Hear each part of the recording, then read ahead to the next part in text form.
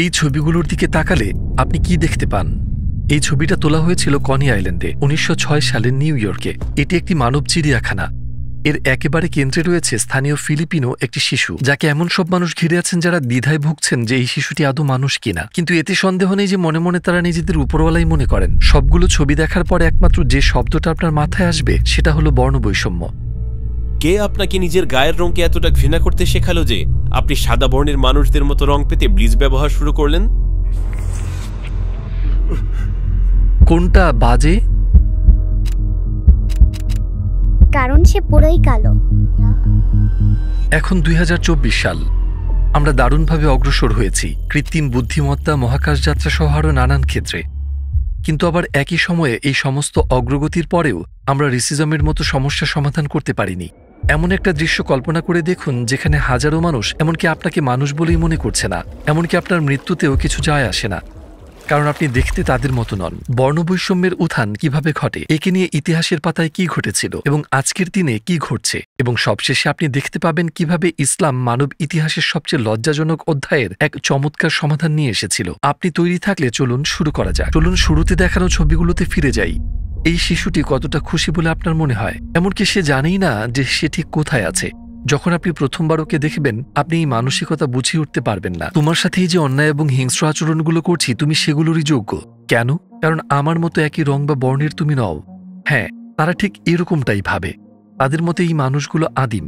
এদেরকে তারা উপহাস করতে পারে কারণ তারা এদের বর্বর বলে মনে করে। এদেরকে তারা বিরক্তি করার অপদার্থ বলে মনে করে। সংস্কৃতির ভিন্নতার কারণে তারা এটাও চায় না যে এই মানুষগুলো স্বাধীনভাবে বাঁচুক। এই বর্ণবাদী মানুষগুলো সাধারণত যা করে, প্রথমত এই মানুষগুলোকে তাদের নিজেদের সাথে তুলনা করে, আর এরপর তাদের নিজেদের সমাজের শ্রেষ্ঠত্ব এদের উপর চাপিয়ে দেয়। কি যে এক চরম সভ্য আচরণ! মানবতা কতটা নিষ্ঠুর হতে পারে সেটার কেবলমাত্র একটি হৃদয় বিদারক উদাহরণ হচ্ছে মানব চিড়িয়াখানা। অনেকগুলো বড় শহরে এটা বেশ জনপ্রিয় হয়ে উঠেছিল, যেমন প্যারিস, হ্যামবার্গ, লন্ডন, মিলানো, নিউ ইয়র্ক সিটি এবং শিকাগো।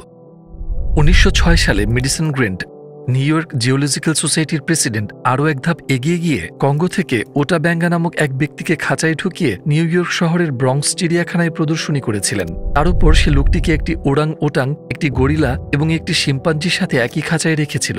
কেন জানেন? কারণ ওই খাঁচাটাতে লেখা ছিল মানবজাতির প্রাচীনতম পূর্বপুরুষ।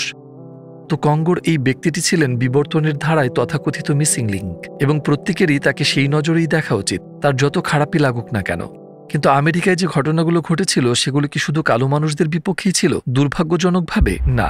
এখন চলুন নেটিভ আমেরিকান মানুষগুলোর উপর অত্যাচারের সময়কালটিতে ফিরে দেখা যাক, দি ইন্ডিয়ান ম্যাসাকার। সেই সময়টা যখন আমেরিকা উপনিবেশে পরিণত হচ্ছিল। দুঃখজনকভাবে কতজন মানুষ মারা গিয়েছিলেন সেই হিসাব আজও জানা যায়নি।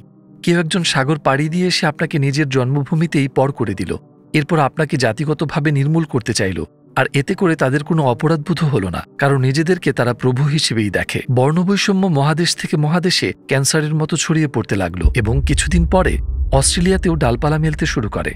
অষ্টাদশ শতকে যখন ব্রিটিশরা এই মহাদেশে আসে, তারা আদিবাসীদের সেখানে বসবাসরত দেখতে পায় অ্যাবরিজিনিস। তাদের গায়ের রং ছিল আলাদা, তাদের পোশাক আশাকও ছিল অদ্ভুত, তারা দেখতে একদমই ব্রিটিশদের মতো নয়। এই কারণগুলোই যথেষ্ট ছিল তাদের উপর নিপীড়ন চালাতে। যদি প্রতিবাদ করে তাহলে বর্বশক্তি তাদের উপর প্রয়োগ করা হবে, তাদের মতে এতে তো দোষের কিছু নেই। আর তারপর কি ঘটল? একদিকে গণহত্যা আর অন্যদিকে উচ্ছেদ চালিয়ে যাওয়ায় ১০০ বছরের মধ্যে আদিবাসী জনসংখ্যা ৮৫% কমে আসে।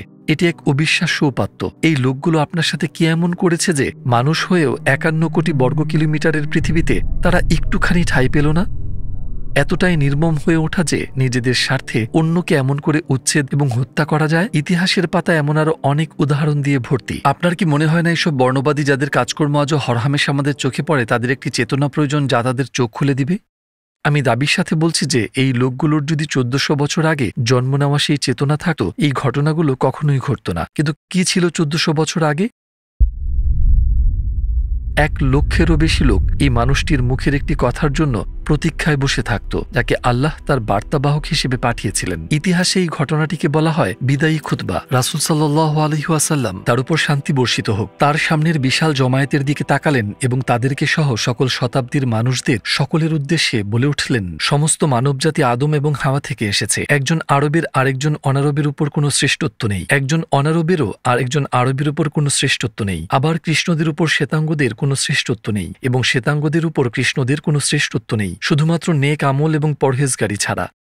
এই ভাষণে মানবজাতির জন্য আরো অনেক বার্তা রয়েছে। একটু থেমে এ ব্যাপারে চিন্তা করা যাক। এসব অপরাধের পেছনে যে মানুষগুলো, তাদের যদি রাসূল মুহাম্মদ এবং সেই দিনের ভাষণটির শ্রোতাদের মতো চেতনাবোধ থাকত, এই ঘটনাগুলো কি কখনো ঘটত?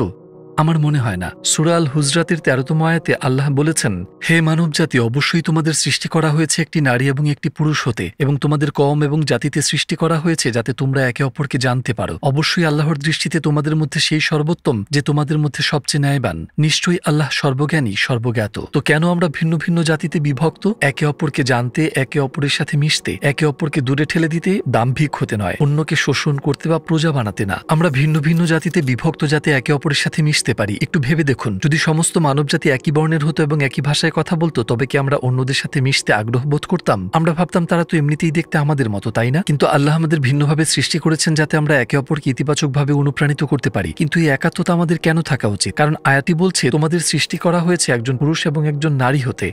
যেহেতু আমরা সবাই আদম এবং হাওয়ার বংশধর এবং সন্তান, এ থেকেই পরিষ্কার হয় যে আমরা একে অপরের ভাই ও বোন, আমরা একে অপরের স্বজন। এই আয়াতের যুক্তিগুলো কি সুন্দর, তাই না? ধরুন আপনার যদি একজন জ্ঞাতি ভাই থাকে কিন্তু দুজনের কেউই সে ব্যাপারে জানেন না। অনেক বছর পর যখন অবশেষে দুজনের দেখা হয়, একে অপরের সম্পর্কে শোনার পর ঘনিষ্ঠ সম্পর্ক তৈরি হবে, তাই তো? ইতিহাসে যে পাতাগুলো বর্ণবৈষম্যের কালিমায় ঢাকা, ইসলাম সেগুলোর যেখানেই গিয়েছে আলোকবর্তিকার মতো সেগুলোকে উজ্জ্বল করে তুলেছে এবং ভ্রাতৃত্বের আদর্শকে প্রতিষ্ঠা করেছে।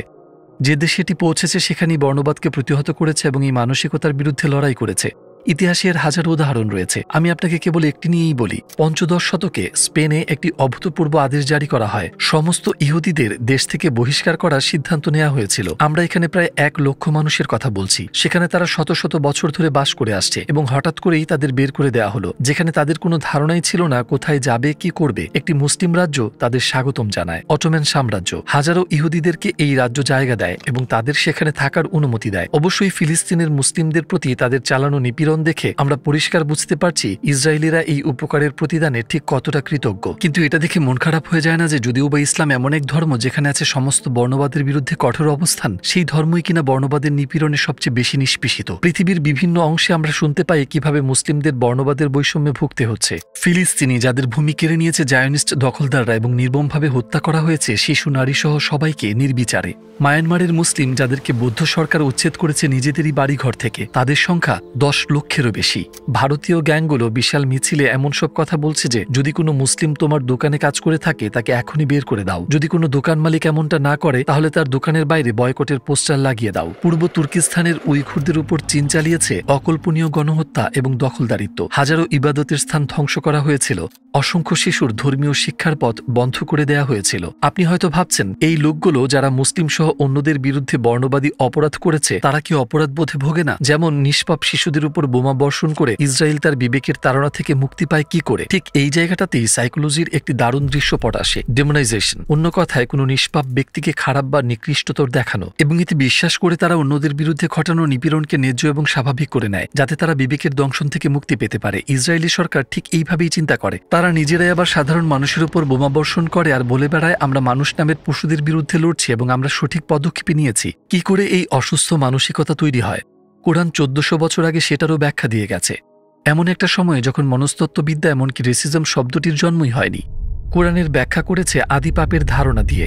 এই শব্দটির ব্যবহার হলেই সবার প্রথমে মানুষ খ্রিস্ট ধর্মের কথা চিন্তা করে, যেখানে বিশ্বাস করা হয় যে প্রতিটি শিশু পাপী হয়ে জন্মগ্রহণ করে। কিন্তু একে খ্রিস্ট ধর্মের বক্তব্যের সাথে গুলিয়ে ফেলবেন না, কারণ যখন আমরা ইসলামকে প্রশ্ন করি আদি পাপ কি, তখন ভীষণ আলাদা একটি উত্তর পাওয়া যায়। খুব সংক্ষেপে গল্পটি মনে করা যাক। যখন আল্লাহ প্রথম মানবাদমকে সৃষ্টি করলেন তখন ফেরেশতারা ছিলেন এবং ইবলিস নামে একজন জিন ছিল যে শয়তান নামেও পরিচিত। অদ্ভুতভাবে শয়তান আদম সম্পর্কে সৃষ্টিকর্তাকে এই কথাগুলো বলেছিল, যেগুলো আমাদের খুব পরিচিত মনে হবে। সে বলেছিল আমি তার চাইতে শ্রেষ্ঠ। আপনি আমাকে আগুন থেকে সৃষ্টি করেছেন আর তাকে সৃষ্টি করেছেন মাটি থেকে। এটি ভীষণ পরিষ্কারভাবে একটি বর্ণবাদী বক্তব্য। সে তার শ্রেষ্ঠত্ব নির্ণয় করেছিল আগুনের উপর ভিত্তি করে, যা দিয়ে তাকে সৃষ্টি করা হয়েছিল। আদমকে সে খাটো করে দেখেছিল কারণ তার সৃষ্টি মাটি থেকে। এইভাবেই শয়তান রবের বিরুদ্ধে বিদ্রোহ করেছিল এবং এই পাপ তার ধ্বংস ডেকে এনেছিল। আমরা যদি কোরআনে বলা এই গল্পটিকে খেয়াল করি, এর ঠিক পরে আমরা এই ঘটনাগুলোকে ঘটতে দেখব। আদমকে সৃষ্টি করা হলো, শয়তান দেখতে পেল এক ভিন্ন ধরনের সত্তা। সেই সত্তাকে তার মনে হচ্ছিল একজন অনুপ্রবেশকারী, তাই তার প্রতি বিরূপ মনোভাব তৈরি হলো। সে ভাবতে শুরু করলো যে এর চেয়ে তো সেই শ্রেষ্ঠ। শেষ পর্যন্ত সে তার মনের লুকোনো বিদ্বেষ প্রকাশ করে ফেলল। নিজের শ্রেষ্ঠত্ব জাহির করতে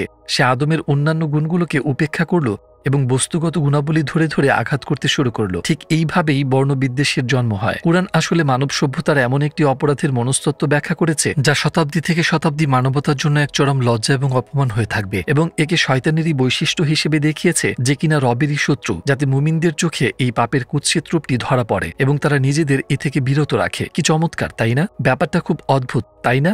যে এমনকি প্রথম মানব, যিনি আমাদের আদি পূর্বপুরুষ, তিনি বর্ণবাদের শিকার ছিলেন। তো এই ধরনের ভুল যাতে জড়িয়ে না যায় সেজন্য মানুষের প্রয়োজন সঠিক দিক নির্দেশনা। সূরা আল হুজরাতের 13 নম্বর আয়াতের দিক নির্দেশনা।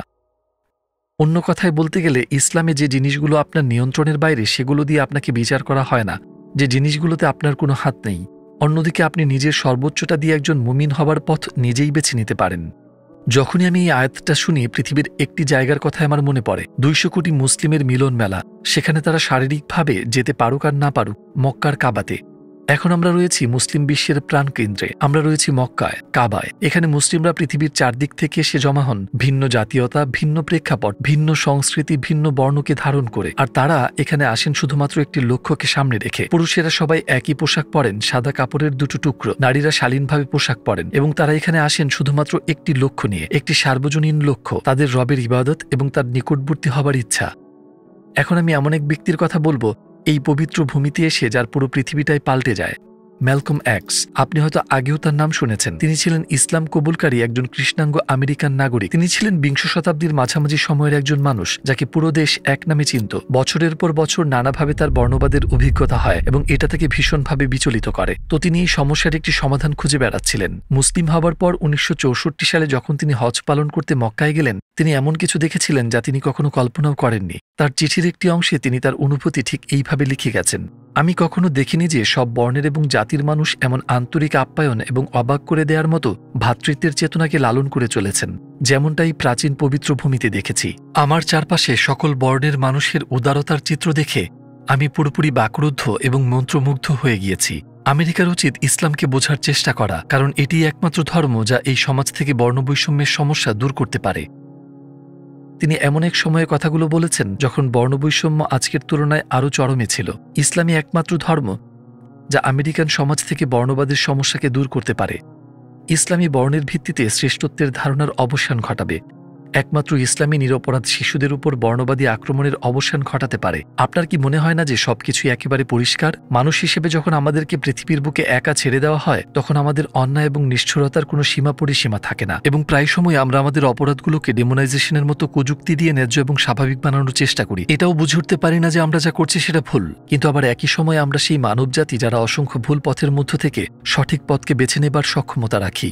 মানে মনুষ্যত্বের রূপরেখায় ভালো এবং মন্দ এই দুটির চরম মাত্রায় যাবার ক্ষমতা রাখে। আপনার কি মনে হয় না যিনি তাদের সৃষ্টি করেছেন এবং এই পৃথিবীতে পাঠিয়েছেন তিনি অবশ্যই তাদের পথ দেখাবেন? এমনকি আমরা মানুষ হয়েও যখন কিছু সৃষ্টি করি, আমরা কি চাই না যে তা সবচেয়ে সুন্দর হয়ে উঠুক? তাই অবশ্যই যিনি আমাদের সৃষ্টি করেছেন তিনি অবশ্যই চাইবেন আমরা সবচেয়ে সুন্দর পর্যায়ে পৌঁছাই। আল্লাহ সবসময় তার রাসূলদের উপর নাজিল করা ওহীর মাধ্যমে আমাদের সবচেয়ে সুন্দর পথে চালিত করতে চেয়েছেন। আমরা শুরু থেকে জানিয়ে কথা বলছি সেসব শুধুমাত্র শেষ নবী মুহাম্মদ মানবজাতির কাছে যে বার্তা পৌঁছে দিয়েছেন তার একটি মাত্র অংশ। কুরআনের 6000-এর বেশি আয়াতের মধ্যে শুধুমাত্র একটি আয়াত। প্রচন্ড বিজ্ঞতার সাথে কোরআন যে বেশ কিছু সমস্যার সমাধান দিয়েছে তার একটি মাত্র। এমনকি সেই একটি মাত্র সমাধান এতটা অনন্য শক্তি রাখে যে এর থেকেই কি পরিষ্কার হয়ে যায় না যে এই কিতাবই সেই পরম দিক নির্দেশনা যা মানবজাতির ভীষণ প্রয়োজন।